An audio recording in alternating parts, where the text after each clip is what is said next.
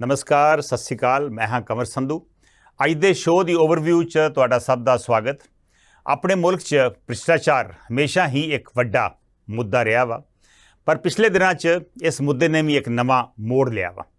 अगे करप्शन के आरोप छोटे मोटे लीडरां ते जां अफसरां ते लगदे सी अते कदे कदे ही कोई प्रमुख लीडर भ्रिष्टाचार की गिरफ्त च आउंदा सी, पर हुण सिर्फ मंत्रियां जां साबका मंत्रियां उपर ही आरोप नहीं लग रहे, मुख मंत्रियां अते साबका मुख मंत्रियां दी भी इन्हां दीयां भी गिरफ्तारियां हो रही ने जां उन्हां तों जांच एजेंसियां पुछगिछ कर रही ने।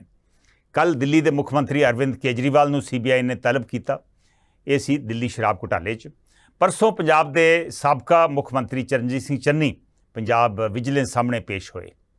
पंजाब समेत हुण तक किहड़े मुख मंत्रियों उत्ते लगे ने इल्ज़ाम?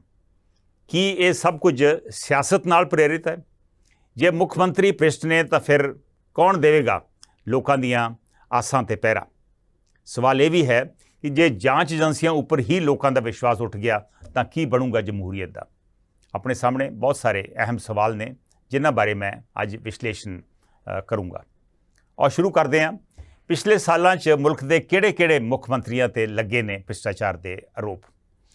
इत्थे ये भी कहना बनता वा कि मुख मंत्री का अहुदा जिहड़ा वा इह किन्ना क इंपोर्टेंट आ। प्रधानमंत्री के अहुदे तो बाद जे कोई सब तो इंपोर्टेंट अहुदा मन्निया जाता वा तो वह है मुख मंत्री का अहुदा। बहुत बारी सियासी लीडरां नूं केंद्र दे विच मंत्री बनाया जाता वा, पर उन्हां दी कोशिश यही होंदी है भी सानूं स्टेट च वापस भेजा जाए तो उत्थे असीं मुख मंत्री का जिहड़ी पदवी आ वो लै सकीए।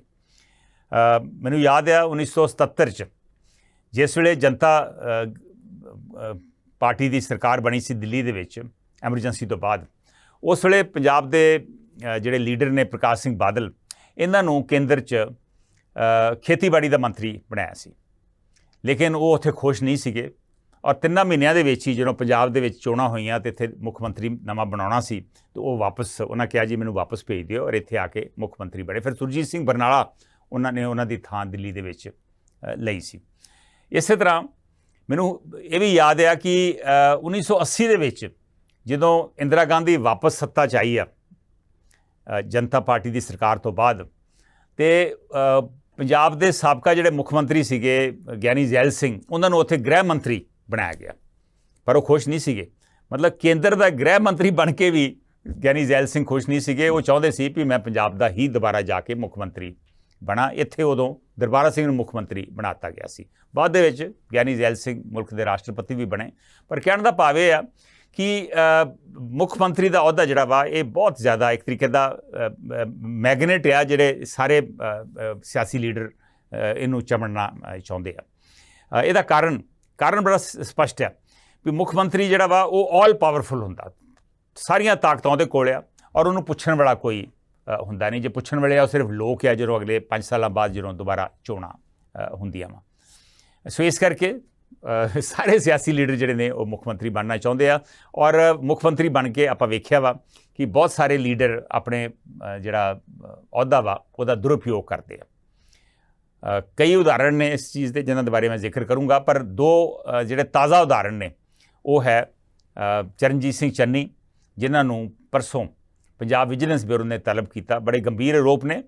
उन्हां दे आरोप है भी 170 करोड़ रुपए की उन्होंने जायदाद बनाई और 4-5 करोड़ दियां ते उन्हां दे जिहड़े बच्चे आ गड्डियां लई फिरदे आ।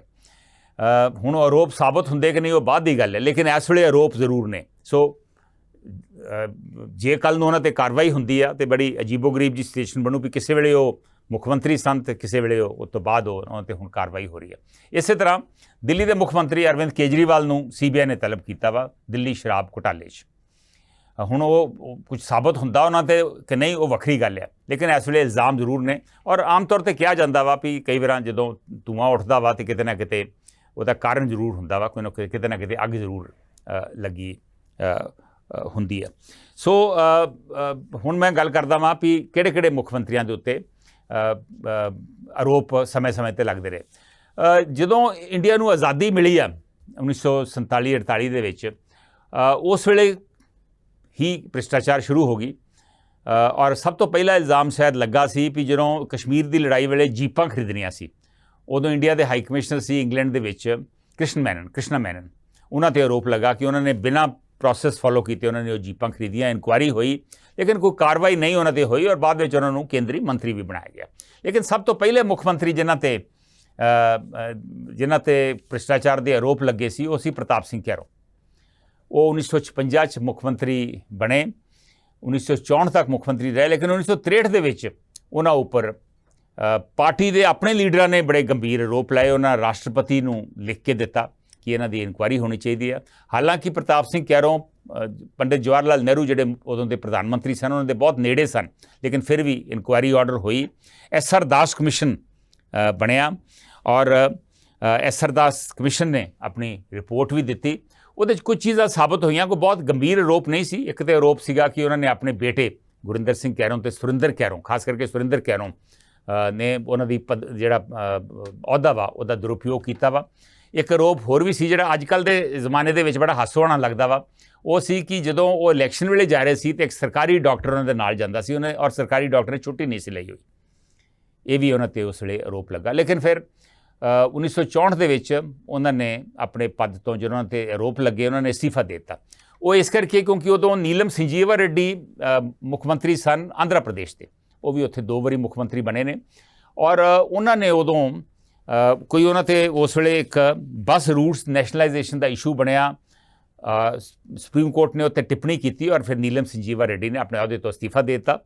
ਸੋ ਉਸੇ ਆਧਾਰ ਦੇ ਉੱਤੇ ਫਿਰ ਪ੍ਰਤਾਪ ਸਿੰਘ ਕੈਰੋਂ ਨੇ ਵੀ ਆਪਣੇ ਅਹੁਦੇ ਤੋਂ ਅਸਤੀਫਾ ਦੇ ਦਿੱਤਾ। SR ਕਮਿਸ਼ਨ ਉੱਪਰ, SR ਦਾਸ ਕਮਿਸ਼ਨ ਉੱਪਰ ਕੋਈ ਬਹੁਤੀ ਕਾਰਵਾਈ ਨਹੀਂ ਹੋ ਸਕੀ ਕਿਉਂਕਿ ਅਗਲੇ ਸਾਲ ਹੀ ਫਿਰ ਪ੍ਰਤਾਪ ਸਿੰਘ ਕੈਰੋਂ ਦਾ ਕਤਲ ਹੋ ਜਾਂਦਾ ਵਾ ਔਰ ਉਹ ਗੱਲ ਜਿਹੜੀ ਆ ਉੱਥੇ ਹੀ ਖਤਮ ਹੋ ਗਈ। ਲੇਕਿਨ ਸਭ ਤੋਂ ਪਹਿਲੇ ਮੁੱਖ ਮੰਤਰੀ ਕਿਸੇ ਵੀ ਸਟੇਟ 'ਤੇ ਜਿਨ੍ਹਾਂ ਨੂੰ ਜੇਲ੍ਹ ਹੋਈ ਉਹ ਸੀ ਜੈ ਲਲਿਤਾ। ਜੈ ਲਲਿਤਾ ਪਹਿਲੀ ਵਾਰੀ 1996 ਦੇ ਵਿੱਚ ਉਹਨਾਂ ਨੂੰ ਜੇਲ੍ਹ ਹੋਈ। ਜੇਲ੍ਹ ਗਏ, ਉਹ ਕਲਰ TV ਖਰੀਦੇ ਸੀ, ਉਹਦੇ 'ਚ ਉਹ ਘੁਟਾਲਾ ਮੰਨਿਆ ਗਿਆ ਔਰ ਉਸ ਤੋਂ ਬਾਅਦ ਫਿਰ ਉਹ ਮੁੱਖ ਮੰਤਰੀ ਰਹੇ 1991 ਤੋਂ ਲੈ ਕੇ 96 ਤੱਕ, ਜਿਸ ਦਰਮਿਆਨ ਇਹ ਘੁਟਾਲਾ ਹੋਇਆ ਸੀ। ਲੇਕਿਨ ਉਦੋਂ ਤੋਂ ਫਿਰ ਉਹਨਾਂ 'ਤੇ ਆਰੋਪ ਲੱਗੇ ਕਿ ਉਹਨਾਂ ਨੇ ਜਿਹੜੀ ਜਾਇਦਾਦ ਬਣਾਈ ਆ ਉਹ ਉਹਨਾਂ ਦੇ ਜਿਹੜੇ ਇਨਕਮ ਦੇ ਰਿਸੋਰਸਿਸ ਸੀ ਉਹ ਤੋਂ ਕਿਤੇ ਜ਼ਿਆਦਾ ਸੀ। ਬਹੁਤ ਸਾਰੇ ਆਰੋਪ ਸੀ, ਪਤਾ ਨਹੀਂ 3-4 ਹਜ਼ਾਰ ਏਕੜ ਜ਼ਮੀਨ ਖਰੀਦੀ ਆ ਉਹਨਾਂ ਦੇ ਕੋਲੋਂ। ਸੋਨਾ ਕਰੀਬ ਪਤਾ ਨਹੀਂ 700-800 ਕਿਲੋ ਸੋਨਾ ਲੱਭਾ, 25 ਕੇ 30 ਕਿਲੋ ਸੋਨਾ ਦੇ 800 ਕਿਲੋ ਚਾਂਦੀ ਲੱਭੀ ਸੀ ਔਰ ਹੋਰ ਵੀ ਬਹੁਤ ਸਾਰੀਆਂ ਸਾੜੀਆਂ, ਜੁੱਤੇ ਵਗੈਰਾ ਦੇ ਕਈ ਇਲਜ਼ਾਮ ਸਨ ਉਹਨਾਂ 'ਤੇ ਔਰ ਇਨਕੁਆਇਰੀ ਹੋਈ। ਇਨਕੁਆਇਰੀ ਤੋਂ ਬਾਅਦ ਉਹਨਾਂ ਦੀ ਫਿਰ ਕਨਵਿਕਸ਼ਨ ਹੋਈ 2014 ਦੇ ਵਿੱਚ। ਅਪੀਲ ਕੀਤੀ ਉਹਨਾਂ ਨੇ, ਹਾਈ ਕੋਰਟ ਨੇ ਕਨਵਿਕਸ਼ਨ ਨੂੰ ਸੈਟੀਸਫਾਈਡ ਕਰਤਾ। ਲੇਕਿਨ 2018 ਦੇ ਵਿੱਚ ਫਿਰ 2017 ਦੇ ਵਿੱਚ ਦੁਬਾਰਾ ਸੁਪਰੀਮ ਕੋਰਟ ਨੇ ਉਹਨਾਂ ਦੀ ਕਨਵਿਕਸ਼ਨ ਜਿਹੜੀ ਆ ਅਪਹੋਲਡ ਕੀਤੀ ਕਿ ਇਹ ਸਹੀ ਕਨਵਿਕਸ਼ਨ ਹੋਈ ਸੀ। ਲੇਕਿਨ 2016 ਦੇ ਵਿੱਚ ਉਹਨਾਂ ਦੀ ਮੌਤ ਹੋ ਗਈ। ਸੋ ਸਭ ਤੋਂ ਪਹਿਲੇ ਮੁੱਖ ਮੰਤਰੀ ਜੇ ਕਿਸੇ ਨੂੰ ਸਜ਼ਾ ਹੋਈ ਆ ਤੇ ਉਹ ਜੈ ਲਲਿਤਾ ਸੀ। ਉਸ ਤੋਂ ਬਾਅਦ ਫਿਰ ਲਾਲੂ ਪ੍ਰਸਾਦ ਯਾਦਵ ਜਿਹੜੇ ਬਿਹਾਰ ਦੇ ਮੁੱਖ ਮੰਤਰੀ ਸਨ, ਉਹਨਾਂ ਨੂੰ ਫਾਡਰ ਸਕੈਮ ਦੇ ਵਿੱਚ ਪਹਿਲੀ ਵਾਰੀ ਜੇਲ੍ਹ ਹੋਈ 1997 'ਚ, ਲੇਕਿਨ ਉਹਦੀ ਕਨਵਿਕਸ਼ਨ ਹੋਈ ਫਿਰ 2013 ਦੇ ਵਿੱਚ ਔਰ ਉਦੋਂ ਉਹਨਾਂ ਨੂੰ 5 ਸਾਲ ਦੀ ਸਜ਼ਾ ਹੋਈ ਫਾਡਰ ਸਕੈਮ ਦੇ ਵਿੱਚ ਔਰ ਉਦੋਂ ਤੋਂ ਲਗਾਤਾਰ ਉਹ ਜੇਲ੍ਹ ਦੇ ਵਿੱਚ ਨੇ। ਜੇਲ੍ਹ 'ਚ ਘੱਟ ਤੇ ਹਸਪਤਾਲਾਂ 'ਚ ਜ਼ਿਆਦਾ ਨੇ, ਪਰ ਇਹ ਜ਼ਰੂਰ ਹੈ ਕਿ ਉਹ ਵਾਕਈ ਸਜ਼ਾ ਭੁਗਤ ਰਹੇ। ਇਸੇ ਤਰ੍ਹਾਂ ਇੱਕ ਹੋਰ ਬਿਹਾਰ ਦੇ CM ਸਨ ਜਗਨਨਾਥ ਮਿਸ਼ਰਾ, 3 ਵਾਰੀ CM ਰਹੇ ਨੇ। ਬੜੇ ਇੰਟੈਲੀਜੈਂਟ ਸੱਜਣ ਸਨ, ਉਹਨਾਂ ਨੂੰ ਡਾਕਟਰ ਸਾਹਿਬ ਵੀ ਕਹਿੰਦੇ ਸੀ, ਮੌਲਾਨਾ ਵੀ ਕਹਿੰਦੇ ਸੀ ਕਿਉਂਕਿ ਉਹ ਮੁਸਲਮਾਨਾਂ ਦੇ ਵਿੱਚ ਉਹਨਾਂ ਦੇ ਬਹੁਤ ਨਜ਼ਦੀਕੀ ਸੀ। ਉਹਨਾਂ ਨੇ ਉਹਨਾਂ ਨੂੰ ਕਾਫੀ ਮੁਸਲਮਾਨਾਂ ਦੀ ਅਪਲਿਫਟਮੈਂਟ ਵਾਸਤੇ ਕੰਮ ਕੀਤਾ। 1997 ਦੇ ਵਿੱਚ ਪਹਿਲੀ ਵਾਰੀ ਉਹ ਜੇਲ੍ਹ ਗਏ ਤੇ ਫਿਰ 2013 ਦੇ ਵਿੱਚ ਉਹਨਾਂ ਦੀ ਕਨਵਿਕਸ਼ਨ ਹੋਈ 4 ਸਾਲ, ਉਹ ਵੀ ਫਾਡਰ ਸਕੈਮ ਦੇ ਵਿੱਚ, ਜਿਹਦੇ ਵਿੱਚ ਲਾਲੂ ਪ੍ਰਸਾਦ ਦੀ ਕਨਵਿਕਸ਼ਨ ਹੋਈ ਉਸੇ 'ਚ ਹੀ ਜਗਨਨਾਥ ਮਿਸ਼ਰਾ ਦੀ ਕਨਵਿਕਸ਼ਨ ਹੋਈ ਔਰ ਉਹ ਉਦੋਂ ਕਈ ਲੋਕਾਂ ਦੇ ਇਲਜ਼ਾਮ ਸੀ ਇਹ ਫਾਡਰ ਸਕੈਮ ਦਾ, ਆਲਮੋਸਟ 40-45 ਲੋਕਾਂ 'ਤੇ ਇਹ ਇਲਜ਼ਾਮ ਸੀ। ਜਗਨਨਾਥ ਮਿਸ਼ਰਾ ਤੋਂ ਇਲਾਵਾ ਮਧੂ ਕੋਡਾ ਜਿਹੜੇ ਝਾਰਖੰਡ ਦੇ CM ਰਹੇ ਥੋੜ੍ਹੀ ਦੇਰ, ਉਹਨਾਂ ਦੀ 2009 'ਚ ਜੇਲ੍ਹ ਹੋਈ ਔਰ ਉਹਨਾਂ 'ਤੇ ਇਲਜ਼ਾਮ ਸੀ ਕਿ ਉਹਨਾਂ ਨੇ ਰਿਸ਼ਵਤ ਲਈ ਆ ਮਾਈਨਸ ਨੂੰ ਅਲਾਟਮੈਂਟ ਦੇ ਵਿੱਚ, ਮਾਈਨਸ ਦੀ ਅਲਾਟਮੈਂਟ ਦੇ ਵਿੱਚ। ਉਹ ਕਰੀਬ ਆਲਮੋਸਟ 4.5 ਸਾਲ ਫਿਰ ਜੇਲ੍ਹ 'ਚ ਰਹੇ ਔਰ 2013 ਦੇ ਵਿੱਚ ਉਹ ਬਾਹਰ ਆਏ ਆ। ਪਹਿਲੇ ਭਾਜਪਾ ਦੇ ਜਿਹੜੇ ਮੁੱਖ ਮੰਤਰੀ ਨੇ ਜਿਨ੍ਹਾਂ ਨੂੰ ਜੇਲ੍ਹ ਜਾਣਾ ਪਿਆ ਉਹ ਸੀ BS ਯੇਦੂਰੱਪਾ। ਉਹ ਵੈਸੇ 4 ਵਾਰੀ CM ਰਹਿ ਚੁੱਕੇ ਨੇ, ਲੇਕਿਨ ਉਦੋਂ ਨਵਾਂ ਲੋਕ ਆਯੁਕਤ ਬਣਿਆ ਸੀ ਔਰ 2011 ਦੇ ਵਿੱਚ ਲੋਕ ਆਯੁਕਤ ਨੇ ਉੱਥੋਂ ਦੇ ਕਰਨਾਟਕਾ ਦੇ ਲੋਕ ਆਯੁਕਤ ਨੇ, ਉੱਥੇ ਬਹੁਤ ਸਟਰੋਂਗ ਲੋਕ ਆਯੁਕਤ ਆ, ਉਹਨਾਂ ਨੇ ਉਹਨਾਂ ਦੇ ਖਿਲਾਫ ਇਨਕੁਆਇਰੀ ਆਰਡਰ ਕੀਤੀ। ਇਨਕੁਆਇਰੀ ਹੋਈ ਔਰ ਉਹਨਾਂ ਨੂੰ ਫਿਰ ਉਹਨਾਂ ਦਿਨਾਂ 'ਚ ਅਸਤੀਫਾ ਦੇ ਕੇ ਜੇਲ੍ਹ ਜਾਣਾ ਪਿਆ। 23 ਦਿਨਾਂ ਬਾਅਦ ਉਹਨਾਂ ਦੀ ਫਿਰ ਬੇਲ ਹੋਈ ਸੀ। ਸੋ ਯੇਦੂਰੱਪਾ ਤੋਂ ਬਾਅਦ ਫਿਰ ਓਮ ਪ੍ਰਕਾਸ਼ ਚੌਟਾਲਾ ਆਪਣੇ ਨੇੜੇ ਹਰਿਆਣਾ ਦੇ ਵਿੱਚ ਉਹਨਾਂ ਦੇ ਉੱਤੇ 2008 ਦੇ ਵਿੱਚ ਕੇਸ ਚੱਲਿਆ। ਟੀਚਰਸ ਦੀ ਰਿਕਰੂਟਮੈਂਟ, ਕਰੀਬ 3200 ਟੀਚਰ ਉਹਨਾਂ ਰਿਕਰੂਟ ਕੀਤੇ ਸੀ, ਉਹਨਾਂ 'ਤੇ ਕੇਸ ਚੱਲਿਆ। ਔਰ ਕਰੀਬ ਕਈ ਹੋਰ ਸੀ ਜਿਨ੍ਹਾਂ ਦੇ ਉੱਪਰ ਵੀ ਨਾਲ ਉਹਨਾਂ ਦੇ ਕਰੀਬ 50-52 ਬੰਦੇ ਹੋਰ ਸੀ ਜਿਨ੍ਹਾਂ 'ਤੇ ਕੇਸ ਚੱਲਿਆ।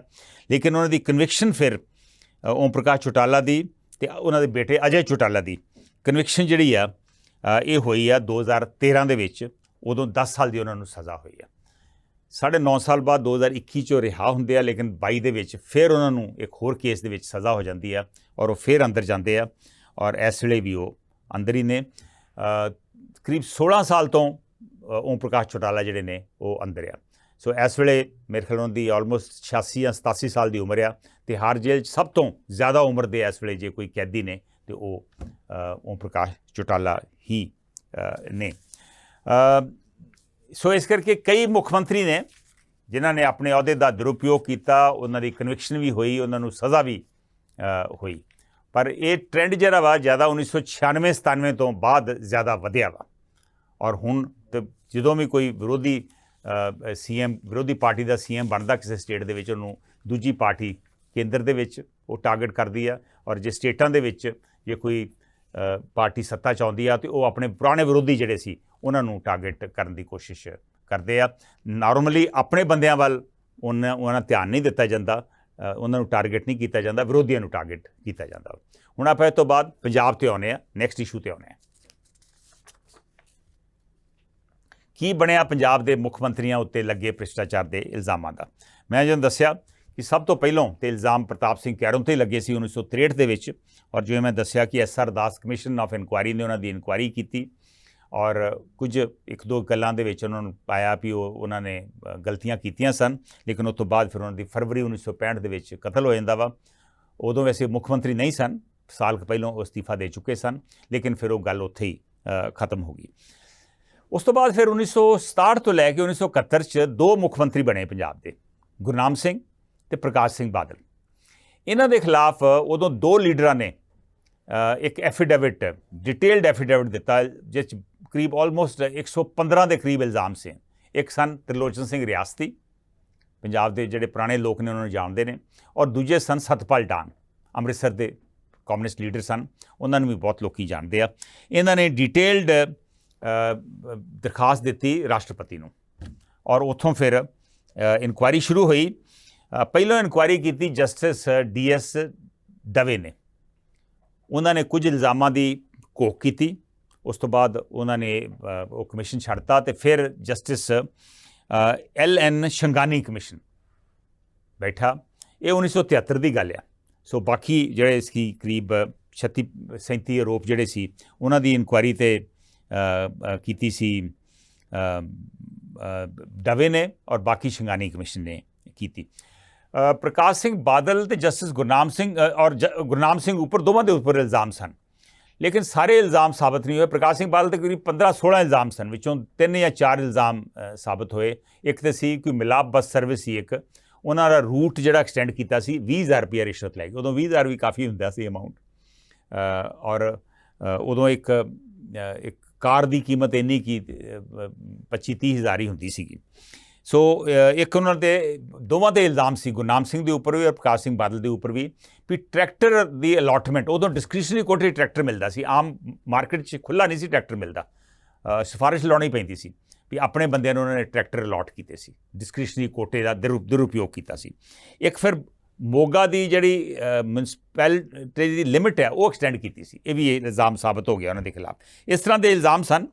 ਔਰ ਇੱਕ ਨਾਇਬ ਤਹਿਸੀਲਦਾਰ ਦੀ ਅਪਾਇੰਟਮੈਂਟ ਸੀ ਜਿਹੜੀ ਪ੍ਰਕਾਸ਼ ਸਿੰਘ ਬਾਦਲ 'ਤੇ ਇਲਜ਼ਾਮ ਸੀ ਵੀ ਇਹ ਗਲਤ ਕੀਤੀ ਹੈ। ਲੇਕਿਨ ਉਹ ਉਸ ਇਨਕੁਆਇਰੀ ਦਾ ਕੁਝ ਖਾਸ ਬਣਿਆ ਨਹੀਂ, ਇਨਕੁਆਇਰੀ ਫਿਰ ਉੱਥੇ ਹੀ ਖਤਮ ਜੀ ਹੋ ਗਈ। ਲੇਕਿਨ ਉਸ ਤੋਂ ਬਾਅਦ ਫਿਰ ਪ੍ਰਕਾਸ਼ ਸਿੰਘ ਬਾਦਲ 'ਤੇ ਦੁਬਾਰਾ ਜਦੋਂ ਅਮਰਿੰਦਰ ਸਿੰਘ ਦੀ ਸਰਕਾਰ 2002 ਦੇ ਵਿੱਚ ਬਣਦੀ ਆ, ਉਦੋਂ ਫਿਰ ਪ੍ਰਕਾਸ਼ ਸਿੰਘ ਬਾਦਲ ਉਹਨਾਂ ਦੀ ਘਰੋਂ ਬੀਬੀ ਸੁਰਿੰਦਰ ਕੌਰ ਔਰ ਸੁਖਬੀਰ ਸਿੰਘ ਬਾਦਲ ਇਹਨਾਂ ਦੇ ਉੱਤੇ ਗਲਤ ਤਰੀਕੇ ਨਾਲ ਜਾਇਦਾਦ ਇਕੱਠੀ ਕਰਨ ਦਾ ਇਲਜ਼ਾਮ ਲੱਗਾ। ਇਨਕੁਆਇਰੀ ਹੋਈ, ਵਿਜੀਲੈਂਸ ਬਿਊਰੋ ਨੇ ਇਨਕੁਆਇਰੀ ਕੀਤੀ, ਬਾਹਰ ਵੀ ਕੁਝ ਅਫਸਰ ਭੇਜੇ ਗਏ, ਸਰਦਾਰ ਚਤੋਪਾਧਿਆਏ ਨੂੰ ਅਮਰੀਕਾ ਭੇਜਿਆ ਗਿਆ ਇਹਨਾਂ ਦੀਆਂ ਜਾਇਦਾਦਾਂ ਦਾ ਪਤਾ ਕਰਨ ਵਾਸਤੇ। ਸੋ ਕਾਫੀ ਦੇਰ ਇਨਕੁਆਇਰੀ ਚੱਲਦੀ ਰਹੀ, ਲੇਕਿਨ ਜਦੋਂ ਦੁਬਾਰਾ ਫਿਰ 2010 ਦੇ ਵਿੱਚ ਦੁਬਾਰਾ ਇਹ ਸੱਤਾ ਦੇ ਵਿੱਚ 2007 ਦੇ ਵਿੱਚ ਦੁਬਾਰਾ ਅਕਾਲੀ ਦਲ ਦੀ ਸਰਕਾਰ ਬਣ ਗਈ ਔਰ ਫਿਰ 2010 ਦੇ ਵਿੱਚ ਇਹਨਾਂ ਨੂੰ ਇਹ ਸਾਰੇ ਇਲਜ਼ਾਮਾਂ 'ਚੋਂ ਇਹਨਾਂ ਨੂੰ ਬਰੀ ਕਰ ਦਿੱਤਾ ਗਿਆ। ਜਿਹੜੇ ਗਵਾਹ ਸੀ, ਜਿਹੜੇ ਪ੍ਰੋਸੀਕਿਊਟਰ ਸੀ, ਉਹ ਸਾਰੇ ਮੁੱਕਰ ਗਏ। ਸੋ ਫਿਰ ਬਰੀ ਤਾਂ ਹੋਣਾ ਹੀ ਸੀਗਾ ਔਰ ਉਸ ਤੋਂ ਬਾਅਦ ਵੀ ਕਿਸੇ ਨੇ ਅਪੀਲ ਪੁਲ ਨਹੀਂ ਕੀਤੀ। ਇਸੇ ਤਰ੍ਹਾਂ ਹੀ ਫਿਰ ਜਿਵੇਂ ਪ੍ਰਕਾਸ਼ ਸਿੰਘ ਬਾਦਲ ਔਰ ਪਰਿਵਾਰ ਦੇ ਉੱਤੇ ਇਲਜ਼ਾਮ ਲੱਗੇ, ਇਸੇ ਤਰ੍ਹਾਂ ਹੀ ਫਿਰ ਅਮਰਿੰਦਰ ਸਿੰਘ ਜਦੋਂ ਅਕਾਲੀ ਦਲ ਦੀ ਸਰਕਾਰ ਸੀ ਇੱਥੇ, ਉਸ ਤੋਂ ਪਹਿਲਾਂ ਜਦੋਂ ਅਮਰਿੰਦਰ ਸਿੰਘ ਦੀ ਸਰਕਾਰ ਦੇ ਅਖੀਰਲੇ ਦਿਨ ਸੀ, ਉਦੋਂ ਇੱਕ ਜ਼ਬਰਦਸਤ ਲੁਧਿਆਣਾ ਇੰਪਰੂਵਮੈਂਟ ਟਰਸਟ ਦਾ ਸਿਟੀ ਸੈਂਟਰ ਸਕੈਮ ਸਾਹਮਣੇ ਆਇਆ ਸੀ। ਮੈਂ ਉਦੋਂ ਇੰਡੀਅਨ ਐਕਸਪ੍ਰੈਸ ਦਾ, ਉਦੋਂ ਮੈਂ ਹਿੰਦੁਸਤਾਨ ਟਾਈਮਸ ਦਾ ਐਡੀਟਰ ਸੀ, ਉਹ ਸਾਡੇ ਵੱਲੋਂ ਹੀ ਕੋਕ ਕੀਤੀ ਗਈ ਸੀ। ਉਹ ਇਲਜ਼ਾਮ ਜਿਹੜੇ ਨੇ ਉਦੋਂ ਵਿਜੀਲੈਂਸ ਇਨਕੁਆਇਰੀ ਸ਼ੁਰੂ ਹੋਈ ਔਰ ਉਸ ਤੋਂ ਬਾਅਦ ਫਿਰ 2007 ਦੇ ਵਿੱਚ ਅਕਾਲੀ ਭਾਜਪਾ ਸਰਕਾਰ ਆ ਗਈ। ਉਹਨਾਂ ਨੇ ਫਿਰ ਉਸ ਇਨਕੁਆਇਰੀ ਨੂੰ ਤੋਰਿਆ ਅੱਗੇ ਔਰ ਫਿਰ ਉਹ ਇਨਕੁਆਇਰੀ ਤੁਰਦੀ ਰਹੀ। 36 ਲੋਕਾਂ ਦੇ ਖਿਲਾਫ ਉਹ ਕੇਸ ਰਜਿਸਟਰ ਹੋਇਆ। ਇਲਜ਼ਾਮ ਸੀ ਵੀ 1100 ਕਰੋੜ ਰੁਪਏ ਦਾ ਘਾਟਾ ਲੁਧਿਆਣਾ ਇੰਪਰੂਵਮੈਂਟ ਟਰਸਟ ਨੂੰ ਇਹਨਾਂ ਲੋਕਾਂ ਨੇ ਪਹੁੰਚਾਇਆ। ਇਨਕੁਆਇਰੀ ਚੱਲਦੀ ਰਹੀ, ਲੇਕਿਨ ਜਦੋਂ 2012 ਦੇ ਵਿੱਚ ਬਾਦਲ ਸਰਕਾਰ ਦੁਬਾਰਾ ਸੱਤਾ 'ਚ ਆਈ ਆ, ਉਹ ਤੋਂ ਬਾਅਦ ਫਿਰ ਕੰਮ ਥੋੜ੍ਹਾ ਜਿਹਾ ਹੌਲਾ ਪੈ ਗਿਆ। ਪਤਾ ਨਹੀਂ ਕੋਈ ਆਪਸ ਸਮਝੌਤਾ ਹੋ ਗਿਆ ਜਾਂ ਕੀ ਕਾਰਨ ਸੀ, ਲੇਕਿਨ ਉਹਦੇ 'ਤੇ ਕੋਈ ਬਹੁਤਾ ਪੁਖਤਾ ਕਾਰਵਾਈ ਨਹੀਂ ਹੋਈ ਔਰ ਫਿਰ 2017 ਦੇ ਵਿੱਚ ਅਮਰਿੰਦਰ ਸਿੰਘ ਸਰਕਾਰ ਆ ਜਾਂਦੀ ਹੈ ਸੱਤਾ ਦੇ ਵਿੱਚ ਔਰ ਉਦੋਂ ਫਿਰ ਕਵਰ ਅਪ ਸ਼ੁਰੂ ਹੋ ਜਾਂਦਾ ਔਰ 2019 ਦੇ ਵਿੱਚ ਇਹ ਨਵੰਬਰ 2019 ਦੇ ਵਿੱਚ ਅਮਰਿੰਦਰ ਸਿੰਘ, ਉਹਨਾਂ ਦੇ ਬੇਟੇ ਰਣਿੰਦਰ ਸਿੰਘ ਔਰ ਇੱਕ ਅੱਧਾ ਹੋਰ ਬੰਦਾ ਸੀ, ਇਹਨਾਂ ਦੀ ਇਕਵਿਟਲ ਹੋ ਜਾਂਦੀ ਹੈ। ਸਾਰੇ ਬਰੀ ਹੋ ਜਾਂਦੇ ਉਸ ਕੇਸ ਦੇ ਵਿੱਚ। ਆਲਮੋਸਟ 12-13 ਸਾਲ ਇਹ ਕੇਸ ਜਿਹੜਾ ਵਾ ਇਹ ਚੱਲਿਆ। ਸੋ ਇੱਕ ਇੱਕ ਕਰਕੇ ਜਿਹੜਾ ਵੀ ਮੁੱਖ ਮੰਤਰੀ ਜਿਹੜਾ ਵਾ ਉਹ 'ਤੇ ਇਲਜ਼ਾਮ ਲੱਗਦੇ ਰਹੇ, ਉਹ ਹੌਲੀ ਹੌਲੀ ਬਰੀ ਹੁੰਦੇ ਰਹੇ। ਇਸੇ ਤਰ੍ਹਾਂ ਮੈਨੂੰ ਯਾਦ ਹੈ ਜਦੋਂ ਅਮਰਿੰਦਰ ਸਿੰਘ ਦੀ ਸਰਕਾਰ ਸੀ 2002 ਤੋਂ ਲੈ ਕੇ 2007 ਤੱਕ, ਉਸ ਵੇਲੇ ਰਜਿੰਦਰ ਕੌਰ ਪੱਠਲ ਨੇ ਅਮਰਿੰਦਰ ਸਿੰਘ ਦੇ ਖਿਲਾਫ ਬਗਾਵਤ ਕੀਤੀ ਸੀ ਔਰ ਸ਼ਾਇਦ ਉਹਨਾਂ ਦਿਨਾਂ ਦੇ ਵਿੱਚ ਹੀ ਇੱਕ ਕਿਸੇ ਵਕੀਲ ਨੇ ਕੰਪਲੇਂਟ ਪਾਈ ਕਿ ਬੀਬੀ ਰਜਿੰਦਰ ਕੌਰ ਪੱਠਲ ਨੇ 20 ਲੱਖ ਰੁਪਈਆ ਗਲਤ ਤਰੀਕੇ ਨਾਲ CM ਰਿਲੀਫ ਫੰਡ ਦੇ ਵਿੱਚੋਂ ਵਿਡਰਾਅ ਕੀਤਾ ਔਰ ਜਿਹੜੇ ਕੰਮ ਲਈ ਉਹ ਵਰਤਿਆ ਜਾਣਾ ਚਾਹੀਦਾ ਸੀ, ਉਸ ਕੰਮ ਲਈ ਉਹ ਪੈਸਾ ਨਹੀਂ ਵਰਤਿਆ ਗਿਆ। ਸੋ ਇਨਕੁਆਇਰੀ ਸ਼ੁਰੂ ਹੋ ਗਈ। ਅਮਰਿੰਦਰ ਸਿੰਘ ਸਰਕਾਰ ਸੀ, ਉਹ ਆਪਣੇ ਲੀਡਰ ਦੇ ਖਿਲਾਫ ਹੀ ਉਹਨਾਂ ਨੇ ਇਨਕੁਆਇਰੀ ਸ਼ੁਰੂ ਕੀਤੀ ਕਿਉਂਕਿ ਉਹਨਾਂ ਦੀ ਅਣਬਣ ਸੀਗੀ ਔਰ ਇਨਕੁਆਇਰੀ ਇਹ ਚੱਲਦੀ ਰਹੀ। ਲੇਕਿਨ ਬਾਅਦ ਦੇ ਵਿੱਚ 2008 ਦੇ ਵਿੱਚ ਜਦੋਂ ਅਕਾਲੀ ਭਾਜਪਾ ਸਰਕਾਰ ਆ ਗਈ, ਉਹਨਾਂ ਨੇ ਬੀਬੀ ਰਜਿੰਦਰ ਕੌਰ ਪੱਠਲ ਦੀ ਮਦਦ ਕਰਨ ਦੀ ਕੋਸ਼ਿਸ਼ ਕੀਤੀ ਔਰ ਫਿਰ ਪਹਿਲੋਂ ਇੱਕ ਐਫੀਡੇਵਿਟ ਦਿੱਤਾ ਗਿਆ ਕਿ 20 ਲੱਖ ਰੁਪਈਏ ਦੀ ਰਸੀਦਾਂ ਨਹੀਂ ਲੱਭਦੀਆਂ, ਕਿੱਥੋਂ ਕਿਵੇਂ ਵਿਡਰਾਅ ਹੋਇਆ, ਤੇ ਫਿਰ ਸਡਨਲੀ ਇੱਕ ਹੋਰ ਐਫੀਡੇਵਿਟ ਦਿੱਤਾ ਗਿਆ ਕਿ ਉਹ 20 ਲੱਖ ਰੁਪਈਏ ਦੀਆਂ ਰਸੀਦਾਂ ਲੱਭ ਪਈਆਂ ਵਾ। ਤੋ ਫਿਰ 2008 ਦੇ ਵਿੱਚ ਬੀਬੀ ਰਜਿੰਦਰ ਕੌਰ ਪੱਠਲ ਵੀ ਬਰੀ ਹੋ ਗਏ। ਸੋ ਮੈਂ ਕਹਿਣ ਦਾ ਭਾਵ ਇਹ ਆ ਕਿ ਜਿਹੜੇ ਮੁੱਖ ਮੰਤਰੀਆਂ 'ਤੇ ਇਲਜ਼ਾਮ ਲੱਗੇ ਆ ਉਹ ਬਾਅਦ ਦੇ ਵਿੱਚ ਬਰੀ ਹੋਏ। ਇਹ ਜ਼ਰੂਰ ਆ ਵੀ ਉਹਨਾਂ ਦੀ 5-4 ਸਾਲ ਖੱਜਲ ਖੁਆਰੀ ਜ਼ਰੂਰ ਹੋਈ ਆ। ਹੁਣ ਇਸੇ ਤਰ੍ਹਾਂ ਹੀ ਤੁਹਾਨੂੰ ਪਤਾ ਹੀ ਆ ਕਿ ਚਰਨਜੀਤ ਸਿੰਘ ਚੰਨੀ 'ਤੇ ਵੀ ਇਲਜ਼ਾਮ ਲੱਗੇ ਨੇ। ਉਹਨਾਂ ਦਾ ਨੈਫਿਊ ਹੈ ਜਿਹੜਾ, ਉਹਦੇ ਘਰੋਂ 8 ਕਰੋੜ ਰੁਪਈਆ ਚੋਣਾਂ ਤੋਂ ਠੀਕ 2 ਮਹੀਨੇ ਪਹਿਲੋਂ ਲੱਭਾ ਸੀ ਔਰ ਹੋਰ ਵੀ ਬਹੁਤ ਸਾਰਾ ਕੈਸ਼ ਵਗੈਰਾ ਵੀ ਮਿਲਿਆ ਸੀ ਉਦੋਂ। ਟੋਟਲ ਜਿਹੜੇ ਮਾਈਨਿੰਗ ਦੇ ਉਹ ਤੇ ਉਹਨਾਂ ਦੇ ਸਾਥੀਆਂ ਦੇ ਘਰੋਂ ਕਰੀਬ 10 ਕਰੋੜ ਰੁਪਈਆ ਲੱਭਾ ਸੀਗਾ। ਸੋ ਉਸ ਇਨਕੁਆਇਰੀ ਨੂੰ ਲੈ ਕੇ ਹੁਣ ਚਰਨਜੀਤ ਸਿੰਘ ਚੰਨੀ ਨੂੰ ਸਮਨ ਕੀਤਾ ਗਿਆ ਵਾ ਔਰ ਉਹਨਾਂ 'ਤੇ ਇਲਜ਼ਾਮ ਹੈ ਕਿ ਉਹਨਾਂ ਨੇ ਆਲਮੋਸਟ ਕਰੀਬ 180-190 ਕਰੋੜ ਦੀ ਉਹਨਾਂ ਜਾਇਦਾਦ ਬਣਾਈਆਂ। ਦੇਖਦੇ ਹਾਂ ਇਸ ਕੇਸ ਦਾ ਕੀ ਨਿਕਲਦਾ ਵਾ। ਪਰ ਦਿਲਚਸਪ ਗੱਲ ਇਹ ਆ ਕਿ 1992 ਤੋਂ ਬਾਅਦ ਜਿਹੜਾ ਖਾੜਕੂਵਾਦ ਦਾ ਦੌਰ ਸੀ, ਉਸ ਤੋਂ ਬਾਅਦ ਹੁਣ ਤੱਕ 6 ਮੁੱਖ ਮੰਤਰੀ, 6 ਸ਼ਖਸ ਜਿਹੜੇ ਆ ਮੁੱਖ ਮੰਤਰੀ ਬਣੇ ਆ। ਉਹਨਾਂ 'ਚੋਂ 4 ਜਿਹੜੇ ਨੇ ਉਹਨਾਂ 'ਤੇ ਇਲਜ਼ਾਮ ਲੱਗੇ ਨੇ ਔਰ ਉਹਨਾਂ ਨੇ ਇਨਕੁਆਇਰੀਆਂ ਫੇਸ ਕੀਤੀਆਂ। ਸਾਰੀਆਂ ਨੇ ਵਿਜੀਲੈਂਸ ਇਨਕੁਆਇਰੀਆਂ ਫੇਸ ਕੀਤੀਆਂ ਔਰ ਲੇਟੈਸਟ ਨੇ ਉਸ ਵਿਜੀਲੈਂਸ ਇਨਕੁਆਇਰੀ ਦੀ ਵੱਲੋਂ ਪੁੱਛਗਿੱਛ ਕਰਨ ਦੇ ਵਿੱਚ ਆਏ ਨੇ ਸਾਹਮਣੇ ਚਰਨਜੀਤ ਸਿੰਘ ਚੰਨੀ। ਹੁਣ ਆਪਾਂ ਲਾਸਟ ਮਸਲੇ 'ਤੇ ਆਉਂਦੇ ਹਾਂ। ਜੇ ਮੁੱਖ ਮੰਤਰੀ ਜਾਂ ਵੱਡੇ ਲੀਡਰ ਭ੍ਰਸ਼ਟ ਹੋਣ ਤਾਂ ਕੀ ਬਣੂਗਾ ਲੋਕਾਂ ਦੀਆਂ ਆਸਾਂ ਤੇ ਉਮੀਦਾਂ ਦਾ? ਵਾਕਈ ਇਹ ਬੜਾ ਅਹਿਮ ਸਵਾਲ ਆ। ਆਪਾਂ ਸਾਰੇ ਇਹ ਸਵਾਲ ਆਪਾਂ ਪੁੱਛਦੇ ਹਾਂ ਕਿਉਂਕਿ ਹੋਇਆ ਕੀ ਆ ਕਿ ਲਗਾਤਾਰ ਬਹੁਤ ਸਾਰੀਆਂ ਕਮੇਟੀਆਂ ਬਣ ਗਈਆਂ, ਬਹੁਤ ਸਾਰੇ ਉਪਰਾਲੇ ਹੋਏ ਭ੍ਰਿਸ਼ਟਾਚਾਰ ਨੂੰ ਖਤਮ ਕਰਨ ਦੇ, ਭ੍ਰਿਸ਼ਟਾਚਾਰ 'ਤੇ ਠੱਲ ਪਾਉਣ ਦੇ, ਲੇਕਿਨ ਭ੍ਰਿਸ਼ਟਾਚਾਰ ਠੱਲ ਪਾਉਣ ਦੀ ਬਜਾਏ ਵੱਧ ਰਹੀ ਹੈ। ਇਹਦੇ ਕੀ ਕਾਰਨ ਨੇ? ਮੈਨੂੰ ਯਾਦ ਆ 1963 ਦੇ ਵਿੱਚ ਮੈਂ ਪੜ੍ਹ ਰਿਹਾ ਸੀਗਾ ਕਿ 1963 ਦੇ ਵਿੱਚ ਸੰਥਾਨਮ ਕਮੇਟੀ ਬਣੀ ਔਰ ਉਹਨਾਂ ਦੀ ਸਿਫਾਰਿਸ਼ 'ਤੇ ਫਿਰ ਸੈਂਟਰਲ ਵਿਜੀਲੈਂਸ ਕਮਿਸ਼ਨ ਬਣਿਆ ਤਾਂ ਕਿ ਸੀਨੀਅਰ ਲੋਕਾਂ ਦੇ ਖਿਲਾਫ ਕਾਰਵਾਈ ਹੋ ਸਕੇ। 1971 ਦੇ ਵਿੱਚ ਕੰਪਟਰੋਲਰ ਤੇ ਆਡੀਟਰ ਜਨਰਲ ਦਾ ਦਫ਼ਤਰ ਆਫਿਸ ਬਣਿਆ ਤਾਂ ਕਿ ਵੱਡੇ ਜਿਹੜੇ ਇੰਸਟੀਟਿਊਸ਼ਨਸ ਨੇ ਉਹਨਾਂ ਦਾ ਪ੍ਰੋਪਰ ਆਡਿਟ ਹੋ ਸਕੇ। ਫਿਰ 1966 ਦੇ ਵਿੱਚ ਲੋਕ ਆਯੁਕਤ ਸਾਹਮਣੇ ਆਇਆ। ਸਭ ਤੋਂ ਪਹਿਲਾਂ ਮਹਾਰਾਸ਼ਟਰ 'ਚ 1972 'ਚ ਬਣਿਆ। ਕਰਨਾਟਕਾ ਦੇ ਵਿੱਚ ਤੇ ਉਹਦਾ ਅਸਰ ਵੀ ਹੋਇਆ ਜਦੋਂ ਉੱਥੋਂ ਦੇ ਮੁੱਖ ਮੰਤਰੀ ਨੂੰ ਆਪਣੇ ਅਹੁਦੇ ਤੋਂ ਅਸਤੀਫਾ ਦੇਣਾ ਪਿਆ। 1995 'ਚ ਹਰਚਰਨ ਸਿੰਘ ਬਰਾੜ ਵੇਲੇ ਜਸਟਿਸ SS ਸੋਢੀ ਨੂੰ ਲੋਕਪਾਲ ਬਣਾਇਆ ਗਿਆ। ਉਹਨਾਂ ਨੇ 4-5 ਮੰਤਰੀਆਂ ਦੇ ਖਿਲਾਫ ਰਿਪੋਰਟ ਵੀ ਦਿੱਤੀ, ਲੇਕਿਨ ਉਹ ਵੀ ਮੰਤਰੀ ਜਿਹੜੇ ਨੇ ਉਹਨਾਂ ਦੇ ਖਿਲਾਫ ਕੋਈ ਕਾਰਵਾਈ ਅਖੀਰ ਨਹੀਂ ਹੋਈ। ਔਰ ਫਿਰ 2005 ਦੇ ਵਿੱਚ RTI ਐਕਟ ਵੀ ਆਈ। RTI ਐਕਟ ਦੇ ਤਹਿਤ ਤੁਹਾਨੂੰ ਪਤਾ ਹੀ ਹੈ ਕਿ ਦਸ਼ ਸੁਸਾਇਟੀ ਸਕੈਮ ਜਿਹੜਾ ਸੀਗਾ ਉਹ ਸਾਹਮਣੇ ਆਇਆ RTI ਇਨਫੋਰਮੇਸ਼ਨ ਦੇ ਨਾਲ। ਉਸ ਤੋਂ ਬਾਅਦ ਕਾਮਨਵੈਲਥ ਗੇਮਸ ਦਾ ਜਿਹੜਾ ਘੁਟਾਲਾ ਸੀ ਉਹ ਵੀ ਸਾਹਮਣੇ ਆਇਆ। ਫਿਰ 2011 ਦੇ ਵਿੱਚ ਅੰਨਾ ਹਜ਼ਾਰੇ ਮੂਵਮੈਂਟ ਤੁਰੀ ਜਨ ਲੋਕਪਾਲ ਬਣਾਉਣ ਵਾਸਤੇ। 2013 ਦੇ ਵਿੱਚ UPA ਸਰਕਾਰ ਨੇ ਪ੍ਰੈਸ਼ਰ ਥੱਲੇ ਆ ਕੇ ਜਨ ਲੋਕਪਾਲ ਐਕਟ ਤੇ ਪਾਸ ਕਰਤੀ, ਲੇਕਿਨ ਉਸ ਤੋਂ ਬਾਅਦ NDA ਸਰਕਾਰ ਆ ਗਈ, ਉਹਨਾਂ ਨੇ 3-4 ਸਾਲ ਕੋਈ ਲੋਕਪਾਲ ਹੀ ਨਹੀਂ ਲਾਇਆ। ਲੋਕਪਾਲ ਲੱਗੇ ਫਿਰ ਜਸਟਿਸ ਪਿਨਾਕੀ ਚੰਦਰ ਘੋਸ਼, ਲੇਕਿਨ ਉਹ ਜਦੋਂ ਰਿਟਾਇਰ ਹੋਏ ਮਈ 2022 ਦੇ ਵਿੱਚ ਤੇ ਉਸ ਤੋਂ ਬਾਅਦ ਹਾਲੇ ਤੱਕ ਪ੍ਰੋਪਰ ਲੋਕਪਾਲ ਨਹੀਂ ਲੱਗਾ। ਐਕਟਿੰਗ ਲੋਕਪਾਲ ਹੀ ਜਸਟਿਸ ਪ੍ਰਦੀਪ ਕੁਮਾਰ ਮੋਹੰਤੀ ਕੰਮ ਕਰ ਰਹੇ ਆ। ਪੰਜਾਬ 'ਚ ਵੀ ਇਸੇ ਤਰ੍ਹਾਂ ਹੀ ਤੁਸੀਂ ਦੇਖਿਆ ਵਾ ਕਿ ਜਦੋਂ ਜਸਟਿਸ SK ਮਿੱਤਲ 2018 ਦੇ ਵਿੱਚ ਰਿਟਾਇਰ ਹੁੰਦੇ ਆ ਬਤੌਰ ਲੋਕਪਾਲ, ਤੇ ਉਹਨਾਂ ਦੀ ਜਿਹੜੀ ਰਿਪਲੇਸਮੈਂਟ ਹੈ ਆਲਮੋਸਟ 1.5 ਸਾਲ ਕੋਈ ਨਹੀਂ ਹੋਈ। ਔਰ ਅਖੀਰ ਜਸਟਿਸ ਵਿਨੋਦ ਕੁਮਾਰ ਸ਼ਰਮਾ ਨੂੰ ਅਕਤੂਬਰ 2019 ਦੇ ਵਿੱਚ ਲਾਇਆ ਗਿਆ। CBI ED ਵਗੈਰਾ ਜਿਹੜੀਆਂ ਵਾ ਉਹਨਾਂ ਦੇ ਜਿਹੜੇ ਡਾਇਰੈਕਟਰ ਨੇ ਉਹਨਾਂ ਦੇ ਟੈਨਿਓਰ ਦੇ ਵਿੱਚ ਵਾਧਾ ਕੀਤਾ ਗਿਆ। ਦਸੰਬਰ 2021 ਦੇ ਵਿੱਚ ਪਹਿਲਾਂ 2 ਸਾਲ ਟੈਨਿਓਰ ਹੁੰਦੀ ਸੀ, ਹੁਣ ਉਹ 5 ਸਾਲ ਤੱਕ ਰਹਿ ਸਕਦੇ ਆ। 1-1 ਸਾਲ ਦਾ ਵਾਧਾ ਕੇਂਦਰ ਸਰਕਾਰ ਕਰਦੀ ਹੈ। ਸੋ ਇੱਕ ਤਰੀਕੇ ਨਾਲ ਉਹ ਵੀ ਕੇਂਦਰ ਸਰਕਾਰ ਦੀ ਇੱਕ ਤਰੀਕੇ ਦੀ ਕਠਪੁਤਲੀ ਬਣ ਗਿਆ। ਇਹ ਆਪੋਜੀਸ਼ਨ ਦਾ ਇਲਜ਼ਾਮ ਆ। ਸੋ ਇਸ ਕਰਕੇ ਜਿਵੇਂ ED ਔਰ CBI ਦੇ ਇਲਜ਼ਾਮ ਲੱਗਦਾ ਵਾ ਵੀ ਉਹ ਕੇਂਦਰ ਦੀ ਕਠਪੁਤਲੀ ਹੈ, ਇਸੇ ਤਰ੍ਹਾਂ ਵਿਜੀਲੈਂਸ ਬਿਊਰੋ 'ਤੇ ਵੀ ਇਲਜ਼ਾਮ ਲੱਗਦਾ ਵੀ ਉਹ ਸਟੇਟ ਗਵਰਨਮੈਂਟ ਦੀ ਕਠਪੁਤਲੀ ਹੈ। ਤੁਹਾਨੂੰ ਪਤਾ ਹੀ ਆ ਕਿ ਜਦੋਂ ਚਰਨਜੀਤ ਸਿੰਘ ਚੰਨੀ ਥੋੜ੍ਹੀ ਦੇਰ ਵਾਸਤੇ 5 ਮਹੀਨਿਆਂ ਵਾਸਤੇ ਮੁੱਖ ਮੰਤਰੀ ਬਣੇ ਤੇ ਉਹਨਾਂ ਨੇ ਈਸ਼ਵਰ ਸਿੰਘ ਨੂੰ ਵਿਜੀਲੈਂਸ ਦਾ ਡਾਇਰੈਕਟਰ ਲਾਇਆ। ਇਸ ਸਰਕਾਰ ਨੇ, ਭਗਵੰਤ ਮਾਨ ਸਰਕਾਰ ਨੇ ਆ ਕੇ ਈਸ਼ਵਰ ਸਿੰਘ ਨੂੰ ਬਦਲ ਕੇ ਹੁਣ ਉੱਥੇ ਵਰਿੰਦਰ ਸਿੰਘ ਨੂੰ ਵਿਜੀਲੈਂਸ ਦਾ ਡਾਇਰੈਕਟਰ ਲਾਇਆ ਹੋਇਆ ਵਾ। ਸੋ ਵਿਜੀਲੈਂਸ ਬਿਊਰੋ 'ਤੇ ਵੀ ਇਲਜ਼ਾਮ ਉਹੀ ਲੱਗਦਾ ਜੋ CBI ਤੇ ED 'ਤੇ ਲੱਗਦਾ ਵਾ ਵੀ ਉਹ ਸਮੇਂ ਦੀ ਸਰਕਾਰ ਦੀ ਗੱਲ ਹੀ ਸੁਣਦੇ ਆ, ਸਿਰਫ ਅਪੋਜੀਸ਼ਨ ਨੂੰ ਟਾਰਗੇਟ ਕਰਦੇ ਆ, ਆਪਣੇ ਬੰਦੇ ਨੂੰ ਉਹ ਟਾਰਗੇਟ ਨਹੀਂ ਕਰਦੇ। ਟਰਾਂਸਪੇਰੈਂਸੀ ਇੰਟਰਨੈਸ਼ਨਲ ਮੁਤਾਬਕ 180 ਮੁਲਕਾਂ ਦੇ ਵਿੱਚ ਇੰਡੀਆ ਜਿਹੜਾ ਵਾ ਇੱਥੇ ਕੋਈ ਬਹੁਤੀ ਪਾਰਦਰਸ਼ਤਾ ਹੈ ਨਹੀਂ। ਆਪਣਾ 85ਵਾਂ ਨੰਬਰ ਆਉਂਦਾ ਵਾ। ਅੱਗੇ ਨਾਲੋਂ ਥੋੜ੍ਹਾ ਇੰਪਰੂਵ ਹੋਇਆ, 2013 ਦੇ ਵਿੱਚ 95 ਨੰਬਰ ਸੀ, ਲੇਕਿਨ ਹਾਲੇ ਵੀ ਬਹੁਤ ਕੁਝ ਕਰਨ ਦੀ ਲੋੜ ਆ। ਬੇਸਿਕਲੀ ਸਾਨੂੰ ਜਿਹੜੀਆਂ ਜਾਂਚ ਏਜੰਸੀਆਂ ਵਾ ਉਹਨਾਂ ਨੂੰ ਇੰਡੀਪੈਂਡੈਂਟ ਕਰਨ ਦੀ ਲੋੜ ਆ। ਉਹਨਾਂ ਨੂੰ ਜਿਹੜੀ ਜਾਂਚ ਏਜੰਸੀਆਂ ਦਾ ਜਿਹੜਾ ਸਿਆਸੀਕਰਨ ਹੋ ਚੁੱਕਾ ਵਾ ਉਹ ਖਤਮ ਕਰਨ ਦੀ ਲੋੜ ਆ। ਕਮੀ ਪੇਸ਼ੀ ਕੋਈ ਨਹੀਂ, ਸਭ ਇੰਸਟੀਟਿਊਸ਼ਨਸ ਹੈਗੇ ਆ। ED ਵੀ ਹੈ, CBI ਹੈ, ਵਿਜੀਲੈਂਸ ਵੀ ਹੈ, ਲੋਕਪਾਲ ਵੀ ਹੈ, ਲੋਕ ਆਯੁਕਤ ਵੀ ਹੈ, ਲੇਕਿਨ ਫਿਰ ਵੀ ਭ੍ਰਿਸ਼ਟਾਚਾਰ ਕਿਉਂ ਵੱਧ ਰਹੀ ਆ? ਕਿਉਂਕਿ ਸ਼ਾਇਦ ਨੀਤ ਦੀ ਕਮੀ ਆ। ਸੋ ਇਹਨਾਂ ਸ਼ਬਦਾਂ ਦੇ ਨਾਲ ਮੈਂ ਹੁਣ ਤੁਹਾਡੇ ਤੋਂ ਲੈ ਰਿਹਾ ਹਾਂ ਇਜਾਜ਼ਤ। ਨਮਸਕਾਰ, ਸਤਿ ਸ਼੍ਰੀ ਅਕਾਲ।